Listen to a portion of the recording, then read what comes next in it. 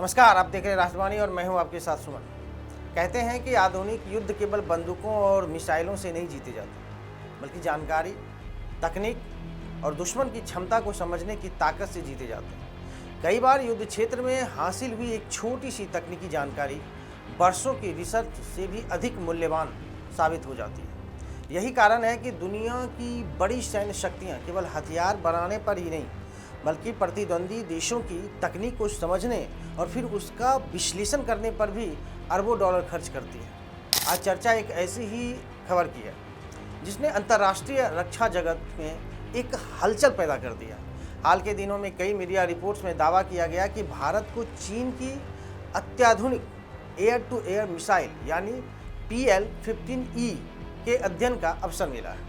दावा यह भी किया गया है कि इस मिसाइल के तकनीकी विश्लेषण से भारतीय रक्षा विशेषज्ञों और इंजीनियरों को चीन की मिसाइल तकनीक को बेहतर ढंग से समझने में मदद मिल सकती है।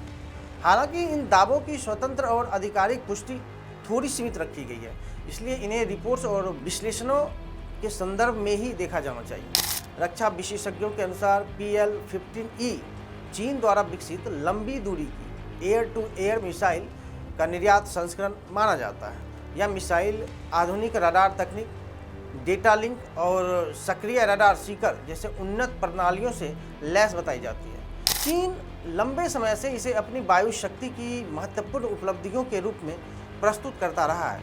यही कारण है कि यदि किसी देश को इस प्रकार की मिसाइल के आंतरिक सिस्टम का अध्ययन करने का अगर अवसर मिलता है तो वह केवल एक हथियार नहीं बल्कि पूरी तकनीकी सोच को समझने का प्रयास करता है। रिपोर्ट में यह भी दावा किया गया है कि भारतीय विशेषज्ञ मिसाइल की गाइडेंस प्रणाली, रडार सिग्नेचर, इलेक्ट्रॉनिक सुरक्षा तंत्र और लक्ष्य की पहचान प्रक्रिया का अध्ययन कर रहे हैं। यदि किसी मिसाइल के संचालन सिद्धांत को समझ लिया जाए तो उसके खिलाफ बेहतर इलेक्ट्रॉनिक वारफेयर सिस्टम विकसित करने का मौका मिलता है। आधुनिक युद्ध में इलेक्ट्रॉनिक वारफेयर उतना ही महत्वपूर्ण माना जाता है जितना कि पारंपरिक हथियार। यही कारण है कि दुनिया के कई देश रक्षा तकनीक के अध्ययन को अत्यधिक महत्व देते हैं। किसी भी उन्नत मिसाइल का विश्लेषण यह बताता है कि वह लक्ष्य को कैसे खोजती है, इलेक्ट्रॉनिक जामिंग का सामना कैसे करती है और किस प्रकार अपने लक्ष्य तक पहुंचती है। इन जानकारियों के आधार पर भविष्य की रक्षा प्रणालियां और अधिक प्रभावी बनाई जा सकती है। और भारत पिछले कुछ वर्षों में स्वदेशी रक्षा तकनीक पर विशेष ध्यान दे रहा है। तेजस लड़ाकू विमान, अस्त्र मिसाइल, आकाश एयर डिफेंस सिस्टम और विभिन्न इलेक्ट्रॉनिक वारफेयर परियोजनाएं इसी दिशा में उठाए गए एक कदम माने जाते हैं। विशेषज्ञों का अगर माने तो उनका मानना है कि किसी विदेशी तकनीक के अध्ययन से अपने स्वदेशी कार्यक्रमों को एक बेहतर बनाने में सहायता मिल सकती है। हालांकि किसी भी रक्षा परियोजना से जुड़ी वास्तविक तकनीकी उपलब्धियों की पुष्टि केवल आधिकारिक एजेंसियों द्वारा ही की जा सकती है। इस पूरे घटनाक्रम का एक बड़ा वैश्विक पहलू भी है। आज अमेरिका, यूरोप और एशिया की कई शक्तियां चीन की सैन्य तकनीकी प्रगति पर लगातार नजर गड़ाए हुए हैं। इंडो पैसिफिक क्षेत्र में बढ़ती रणनीतिक प्रतिस्पर्धा के कारण चीनी मिसाइल प्रणालियां, रडार तकनीकों और फिर रक्षा उपकरणों को समझने में कई देशों की रुचि स्वाभाविक मानी जाती है। इसलिए यदि किसी तकनीक के बारे में एक नई जानकारी अगर सामने आती है तो वह केवल एक देश तक सीमित नहीं रहती, बल्कि वैश्विक रक्षा समुदाय का ध्यान आकर्षित करती है।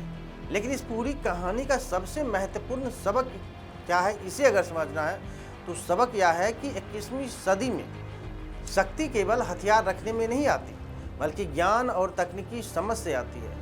जो देश विज्ञान, अनुसंधान और नवाचार में निवेश करते हैं वही भविष्य की रणनीतिक बढ़त हासिल करते हैं, क्योंकि युद्ध क्षेत्र में जीत केवल सैनिक के साहस से नहीं बल्कि प्रयोगशालाओं में बैठे वैज्ञानिकों की मेहनत से भी तय होती है।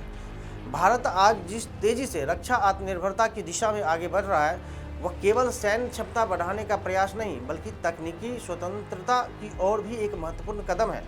यदि देश अपनी रक्षा तकनीकों को स्वयं विकसित करने और वैश्विक स्तर की प्रणालियों को समझने में सफल होता है तो आने वाले वर्षों में उसकी सामरिक स्थिति और मजबूत हो सकती है।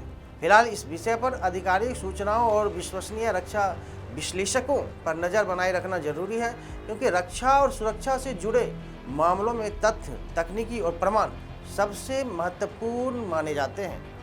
आपकी राय में क्या आधुनिक युद्धों में सबसे बड़ी ताकत हथियार है या फिर तकनीकी ज्ञान? कमेंट करके अपनी राय जरूर बताइए। वीडियो अगर पसंद आए तो लाइक, शेयर और चैनल को सब्सक्राइब करना ना भूलें। तब तक के लिए धन्यवाद।